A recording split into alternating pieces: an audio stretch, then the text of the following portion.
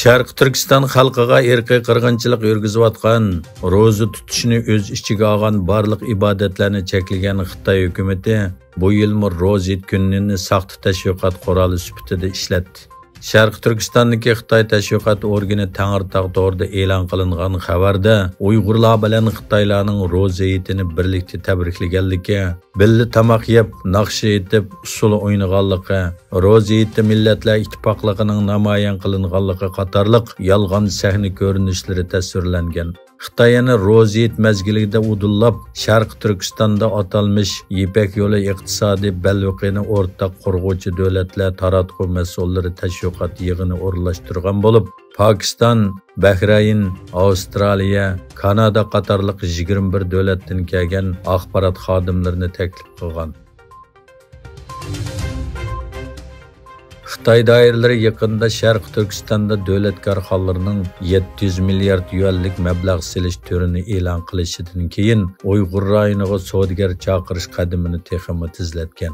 Xitoy hukumat taratqullarining xabarlarida ma'lum bo'lishicha, Uyg'ur avtonom rayoni Beijingda ba'zi chet el davlatlarga qarata Xinjiang siyosatini qo'llash diplomatik tashviqotini kuchaytirgan bir vaqtda Xitoyning pul muomala savdo markazi bo'lgan Shanxaydagi Uyg'ur diyoriga savdogar chaqirish yarmankasi o'tkazib, korxonlarni bu rayonga mablag' silishga chaqirgan. Bu yarmanka g'arb ellari majburiy emgak andisi sababidan Uyg'ur diyorida ishlab chiqarilgan mahsulotlarni boykot qilish yoki cheklashni kuchaytirayotgan bo'lsa-mu, ammo Xitoy hukumati bu rayonga mablag' silish salmoqini oshirib, rayonda Xitoyning 8 cho'ng sanoat to'pi barpo qilishga harakat qilayotgan bir vaqtda o'tkazilgan.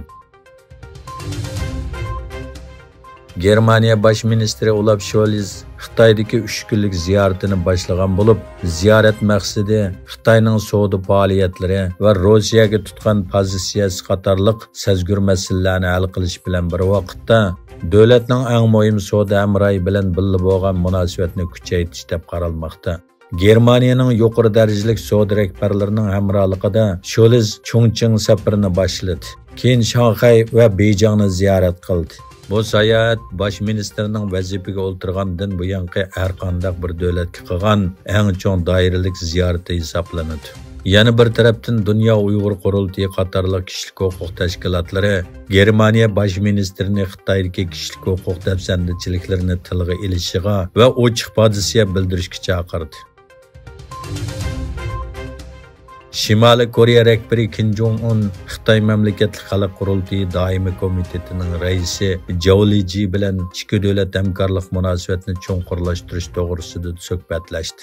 Xabar qilinishicha, Kim bilan Zhao do'stona munosabatni texmi cho'nqurlashtirish va ikki taraflik hamkorlikni kuchaytirishni muzokara qilgan. Kim Jong Un Xitoy bilan Shimoliy Koreya o'rtasidagi ta'sirli do'stlikni taraqqiy qildirishning Pyongyangning o'zgarmas siyosati ekanligini ta'kidlagan.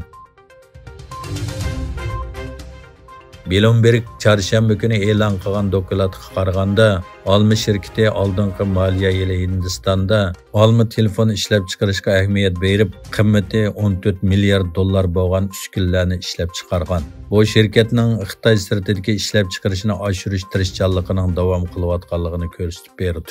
Dokladda yana mundaq deyildi. Olma hozir Hindistonda taxminan 14% iPhone ishlab chiqaradi. Bu bulturqidan 2 hassa ko'p. Indoneziyaning Sulawesi orolida tunugun yuz bergan tog' gumurli tushish voqeasida hayotidan ayrilganlarning soni 18 ga ko'paygan bo'lib, 2 odam to'g'risida hech qanday xabar yo'q ekan. Makassar shahrida izlash qutqizish atritining boshlig'i Ekesianus Bikabil 18 kishining jasadini topganligini e'lon qildi.